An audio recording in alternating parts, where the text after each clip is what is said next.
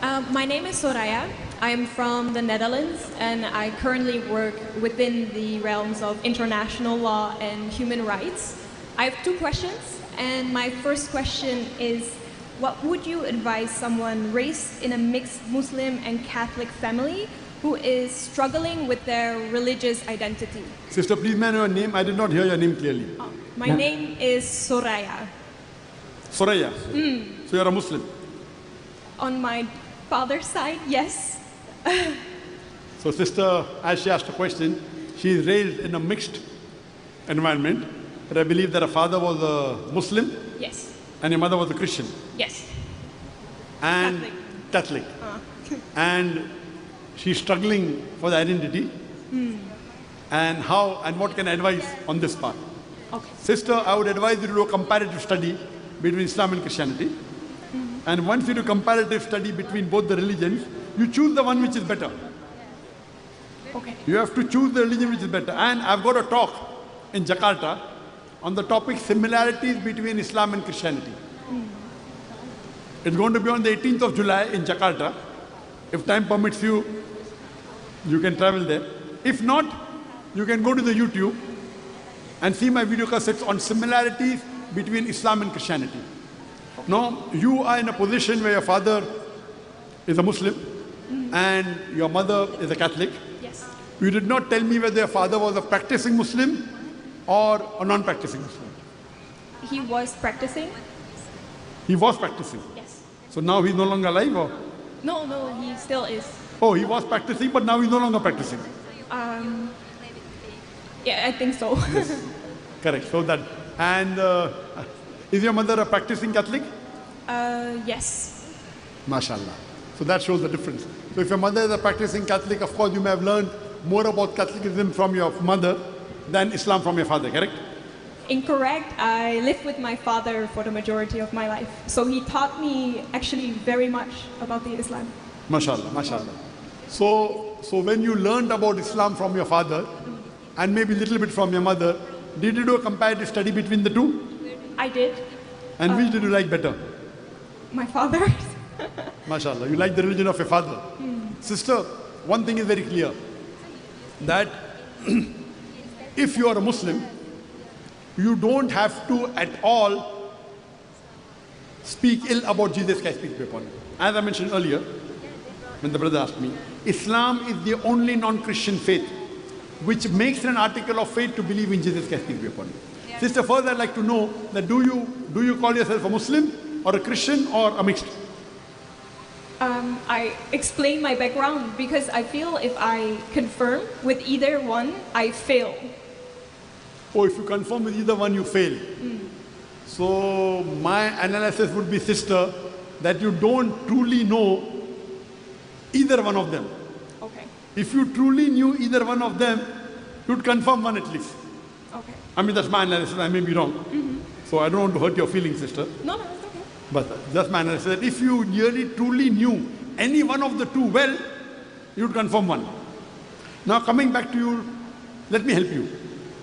As I said, that Islam is the only non-Christian faith which makes an article of faith to believe in Jesus Christ, peace be upon him. Now if you are a Christian and you stick to what the church teaches you, you will not have to believe in Muhammad Sallallahu Alaihi Wasallam, correct? If you stick to the teaching what your mother taught you, Yes. correct? Yes. If you're a strict Christian, you will say don't believe in Muhammad Sallallahu Alaihi Wasallam. So you'll hurt your father, correct? Yes. Now if you're practicing Muslim, you will not have to hurt your mother. Because Islam is the only non-Christian faith which makes an article of faith to believe in Jesus Christ, peace be upon him. No Muslim is the Muslim if he does not believe in Jesus Christ, peace be upon him. We believe that he was one of the mightiest messengers of God. We believe that he was born miraculously, which many modern day Christians today do not believe. Maybe your mother doesn't believe, but we have to believe that he was born miraculously without any male intervention. We believe that he gave life to the dead with God's permission. We believe that he was born, he healed those born blind and lepers with God's permission.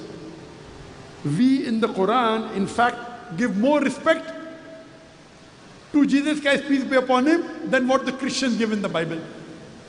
Does your mother say peace be upon him after she takes the name of Jesus, peace be upon him? No. I take or not? Yes. And your father also may have been taking, correct? Yes. So who is better? Who's giving more respect to Jesus, peace be upon him? The Islam. Correct. So the decision is very simple.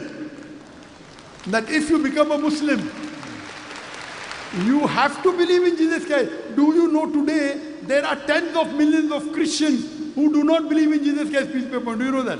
Yes. They don't respect him.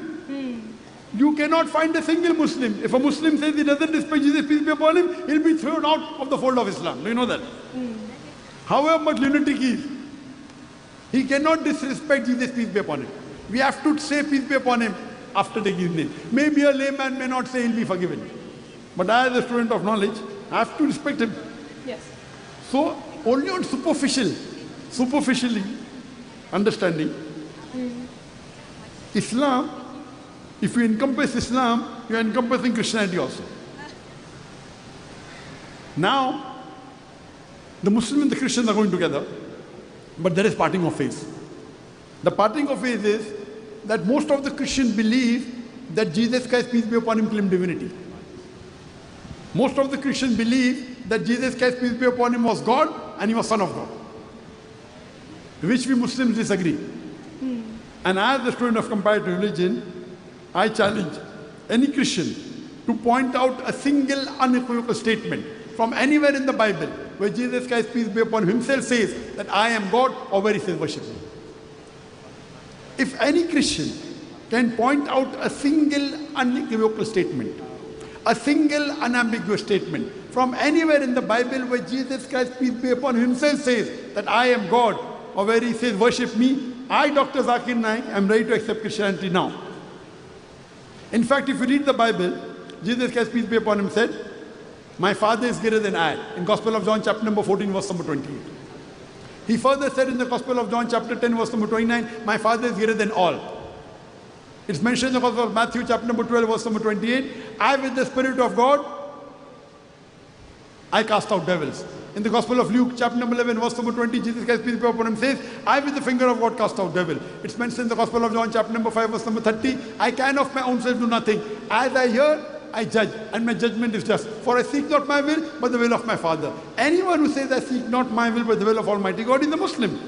So Jesus Christ, peace be upon him, says in the Bible, in the Gospel of John chapter 5, verse number 30, he's a Muslim. It's mentioned in the Gospel of Matthew chapter number 5, verse number 17 to 20.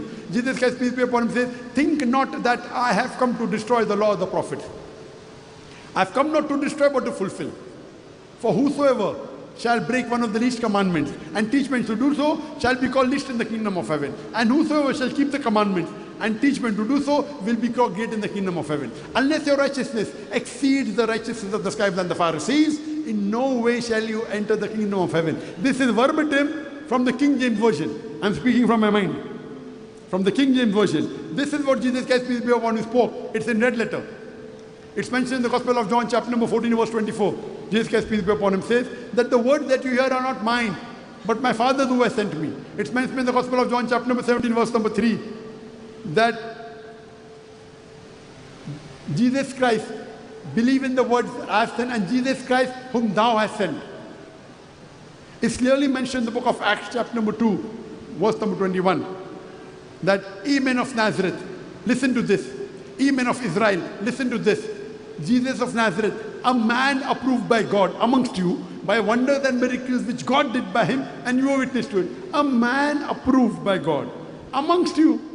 That's what we believe, prophet of God.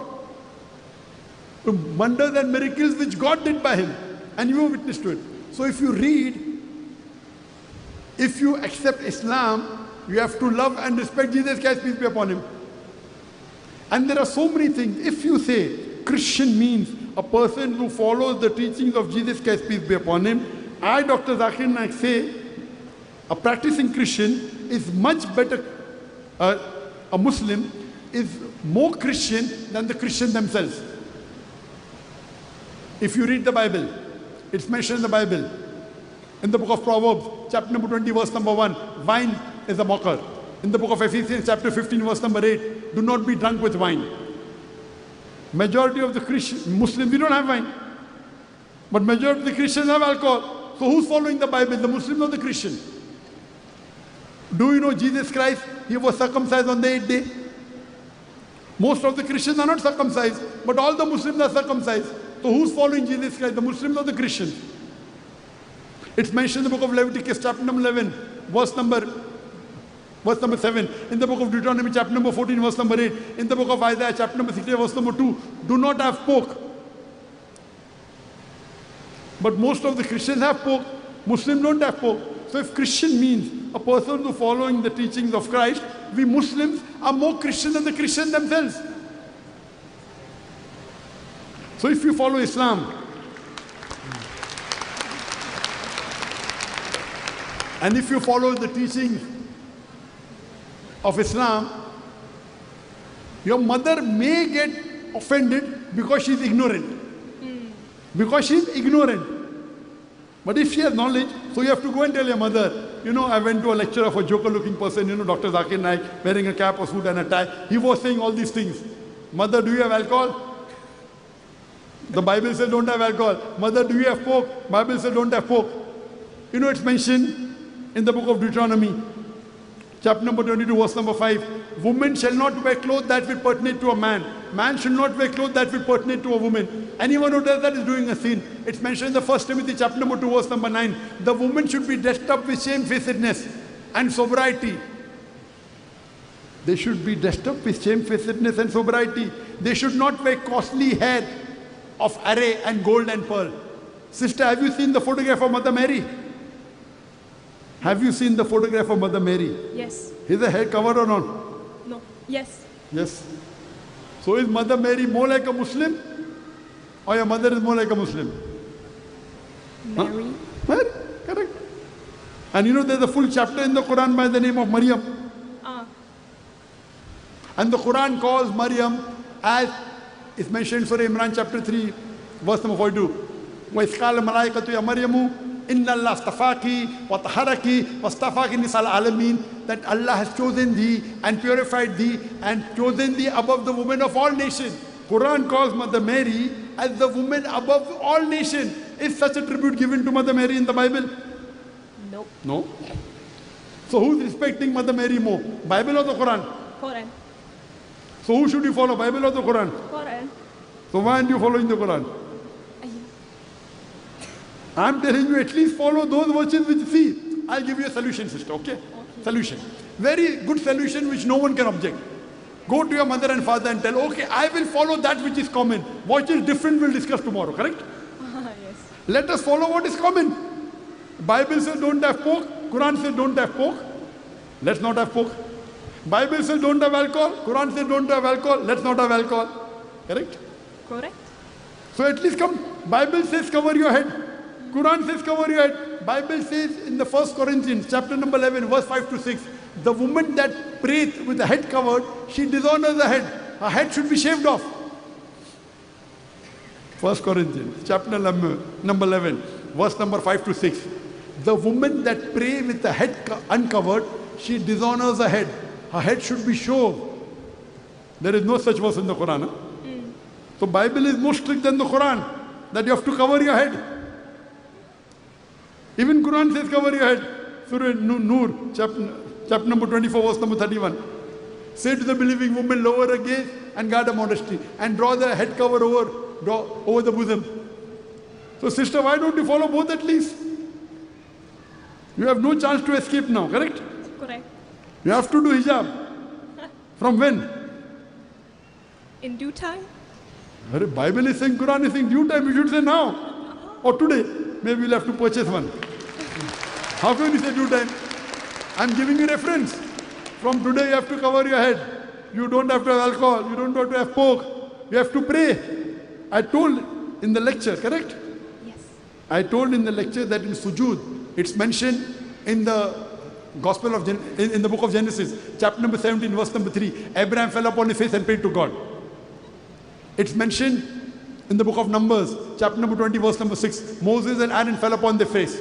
It's mentioned in the book of Joshua, chapter number 15, verse number 4. Joshua fell upon his face and he worshipped God. It's mentioned in the Gospel of Matthew, chapter number 26, verse 39. Jesus Christ, peace be upon him, in the Garden of Gethsemane, he took a few steps forward, fell on his face and worshipped. So when Jesus Christ, peace be upon his sujood, it's mentioned in the Bible, even for prayers you have to do sujood. Right or wrong? Right. But the Christians normally don't do sujood. So you have to follow at least what is common in the Bible and the Quran. What is different we can discuss tomorrow. So you have no chance at all. You have to satisfy your mother and father both, number one first. And then you satisfy Allah. Number one is satisfying Allah. But my solution is, at least follow what is common first. What is different, we'll discuss tomorrow. But if your mother says, no, no, no, this is not the teaching of the church, you have to follow the Bible, not the church. Correct? Correct. Because Bible is the word of God according to Christendom, not the church. So my formula to you is, first at least follow what is common. What is different, we can discuss tomorrow. Okay. So the commonality is that you have to believe Jesus Christ, peace be upon him, never claim divinity. You don't have to believe he's God.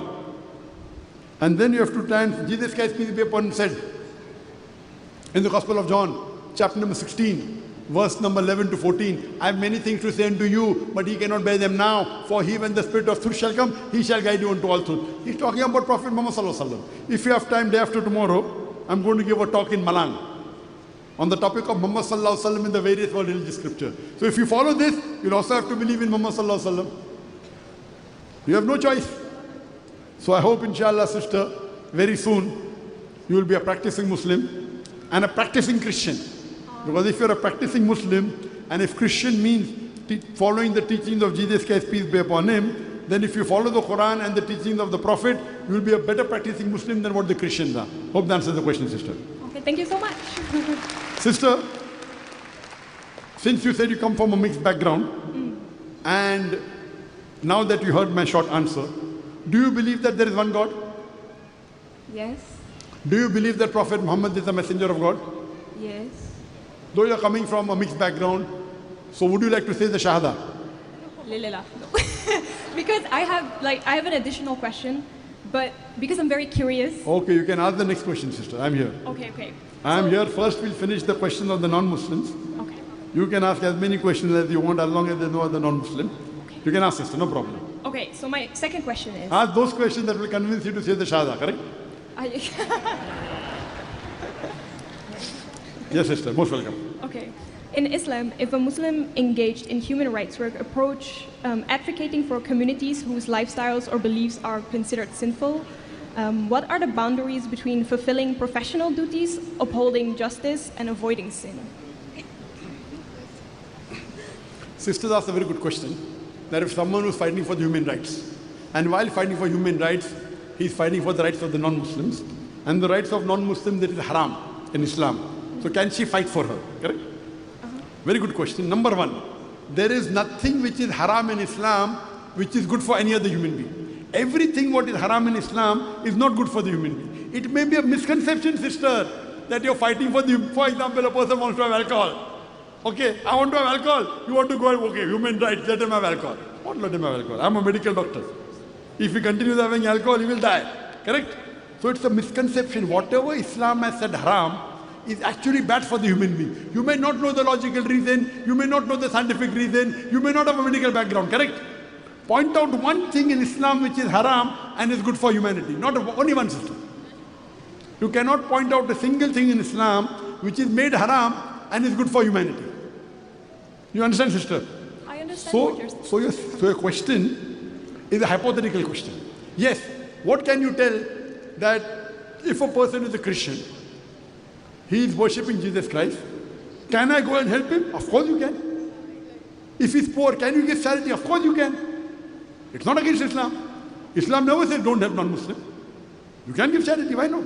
You can help him, but you cannot fight for wrong things.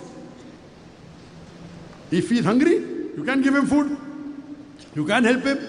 Give him education, no problem. But if he says, no, I want to be a gay, human rights, rainbow color, and if you help him to become a gay, according to Islam, it's haram. You are putting him in the ditch. You understand, sister? So in Islam, you are allowed to help non-Muslim. Love them, help them, support them, care for them, but cannot support them in things which are wrong. If they want money for food, you can give. But you cannot give them money for buying drugs. There's a drug addict, okay, I want to have drug. Okay, you support him by trying to prevent him from having drugs. Very good. But you can't give him money to have drugs. Do you understand, sister? So in Islam, you can fight for human rights. You can't support a non-Muslim. It's perfectly allowed, but don't support them in things which is against humanity. Hope that answers the question. Thank you for your time. Yes, sister. The next question. That's it. Question or shahada? Nothing more. No, you said that you had certain questions before taking shahada. So I thought maybe you'll ask 2-3 questions. No, I finished. Thank you so much. So are you convinced in taking shahada now? No. Not yet? No. Why? Because it comes more from another human rights perspective and moral responsibility to society. Human rights? You show me any religion which has more human rights than Islam. One religion. I think the question, like its core, is less religiously wise, but on marginalized communities. Yeah, it's like a broader conversation in that sense. But aren't you worried about yourself and your akhirah? You're fighting for human rights. First, I should be worried about ourselves. You know, sister, I'll give you an example. When you go in a plane and the air pressure drops, what does it say? First, put the oxygen mask yourself, not to your son, correct? Correct. Why? If you put to your son first, you may faint, both will die, correct? So first put the oxygen mask on your face, correct? Yes. So have you thought about your akhirah, sister? You are saving the other human beings. Have you thought about your life? I'm sorry, I'm being very blunt. Sister, I care for you. Therefore, I'm worried about you, correct? Allah will ask me on the day of judgment, this sister came, heard your talk, why didn't you convince her? I'm trying my best. Correct, sister? So first in human rights, first you have to take care of yourself. So have you thought about akhirah? Or do you believe in akhirah or not? Do you believe in the life after death or not? A Christian believes and a Muslim believes, both believe, correct? So have you thought what will happen to you in the hereafter? I have, but that is not a really good answer. Oh. So have you thought that if you believe in life after death, do you believe that there is heaven and hell? In that sense, there could be. Could be. So would you like to go to heaven or hell? The logical answer would be heaven. Correct, very logical. And I believe you are logical, sister. Correct? So now my question is, if you like to go to heaven, what have you done to go to heaven? What are the criteria to go to heaven? Now when you appear for an examination, first you read what are the textbooks, what are the criteria to pass. So whether you read the criteria based on the Bible or based on the Quran, both way. Take the commonalities. What is it? Number one, believe in God. That there's one God, correct? Yes. Number one, believe in the messenger, last and final messenger of God, correct? The Bible says the last messenger is Prophet Muhammad, peace be upon him. The Quran says the last messenger is Prophet Muhammad, peace be upon him. So what is stopping you to accept them as last messenger? I think this is a much broader conversation than to have right now. Okay, at least I've given you food for thought. At least on the day of judgment you can tell, okay, I met a joker-looking person, cap and tie, and he told me these things, and you'll have to answer them. Because if logically, there are so many witnesses, I tried to convince you, I gave you many food for thought, correct? Now it's up to you how long you take to accept the truth. Few hours, few days, few months, few years, I leave it to you, sister. And I pray to Allah that may He guide you and get you on the straight path, sister. I care for you, sister. Thank you so much. Thank you. Most welcome, sister. Welcome back, friends. I hope you enjoy the video till the last minute. My dear brother and sister, we believe that the Holy Quran is the final book. In the Holy Quran, Almighty Allah clearly mentioned, Allazi khalaqal mawta wal hayata liyabluwakum ayyukum ahsanu amala. Almighty Allah has created life and death just to test the people. So it means that we are here in the examination hall, and so the question paper is totally out. In the questions, in the question paper, question sheet, there are simple questions. Who is your Lord? Who is your creator? We say our creator is what? Almighty Allah. Qul huwallahu ahad. Almighty Allah is one. So Almighty Allah is one, and He is the creator of this universe. Almighty Allah is the one who created those organisms which we can see with our naked eye, and also Almighty Allah create those organisms as well which we cannot see with our naked eye. So my dear brother and sister, if Almighty Allah create us, and if Almighty Allah create each and every human being, it means that we will belong to Almighty Allah. And some of the time, most of the people, they question that Almighty Allah knows that this person will be put into the fire of hell and this will be in Jannah.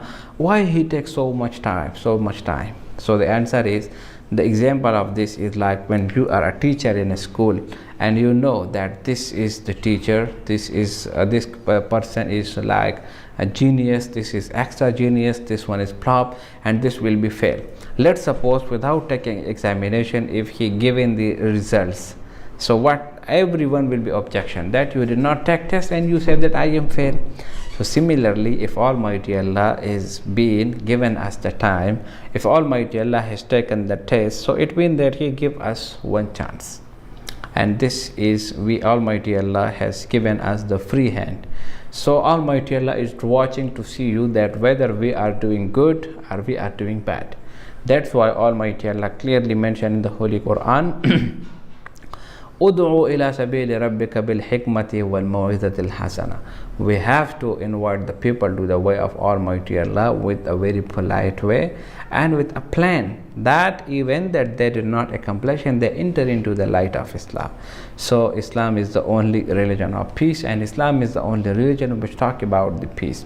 So here this person is really confused that my father is a Muslim and my mom is a Christian. What should I do? Dr. Zakir Naik gave him a very beautiful reply that you should watch my cassettes where I have been differentiating between Christianity and Islam. From there you will be understand that which religion I have to go and which religion I have to leave. This is the very beautiful things that when you compare two things and then you select one of them. I hope you like the video. If you like the video, subscribe the channel and share it with your friends.